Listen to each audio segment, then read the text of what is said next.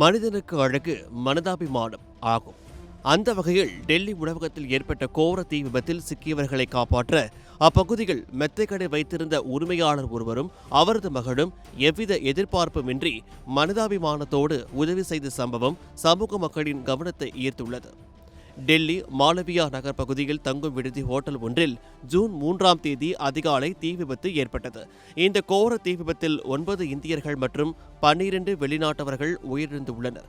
இந்த தீ விபத்தானது தரைதளத்தில் இருந்த உணவகத்தில் தொடங்கி மேல்தளங்களுக்கு வேகமாக பரவியதை தொடர்ந்து பலர் வெளியேற முடியாமல் சிக்கிக் கொண்டிருந்தனர். சிலர் உயிர் தப்புவதற்காக ஜன்னல் வழியாக குதிக்க வேண்டிய நிலை ஏற்பட்டது.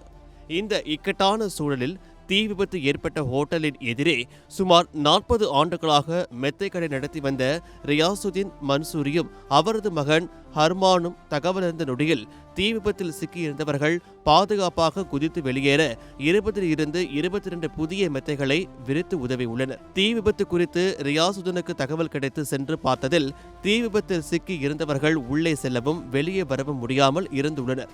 இதில் மேல்தளங்களில் இருந்தவர்கள் பலர் குதித்து விடலாமா என்று கூச்சலிட்டு கதறிக்கொண்டிருந்ததை பார்த்த ரியாசுதீன் மற்றும் அவரது மகனும் சிக்கி இருந்தவர்கள் பாதுகாப்பாக வெளியே குதிப்பதற்காக போர்வை மற்றும் மெத்தைகளையும் ஒன்றன் பின் ஒன்றாக வெளியே விரித்து அதில் குதிக்க உதவியுள்ளனர். இது குறித்து ரியாசுதீன் கூறுகையில், தனக்கு 2 லட்சம் ரூபாய் வரை நஷ்டம் ஏற்பட்டுள்ளது.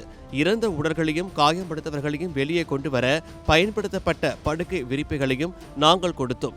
போர்வைகளையும் கொடுத்தோம். எங்களுக்கு கிடைத்த அனைத்து பொருட்களையும் கொடுத்து விட்டோம்.